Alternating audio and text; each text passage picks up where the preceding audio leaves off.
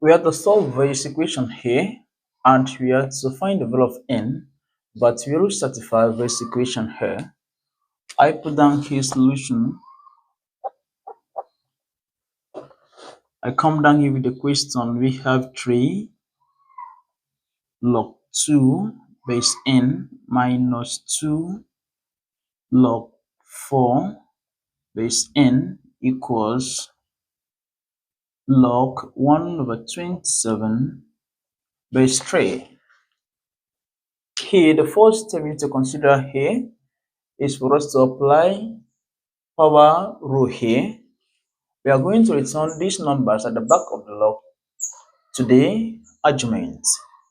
Now, we are going to have here that log 2 to the power of 3 minus log 4 to the power of 2 here base n and base n equals here. Let us simplify this. We are going to have here log 27 to the power of negative 1 base 3.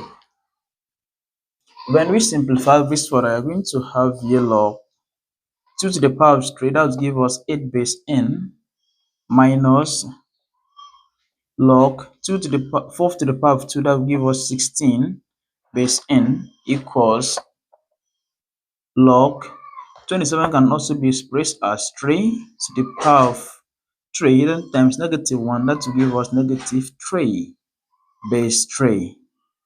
Then here we are going to apply quotient logarithmic property, but we are going to replace this negative sign with division.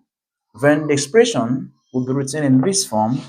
We're going to have here log 8 divided by 16 to base n equals here. We apply power rule here. We're going to return this negative 3 to the back of the log, and we have here negative 3 log 3 to the base of 3 here. Then we have this. We can simplify this.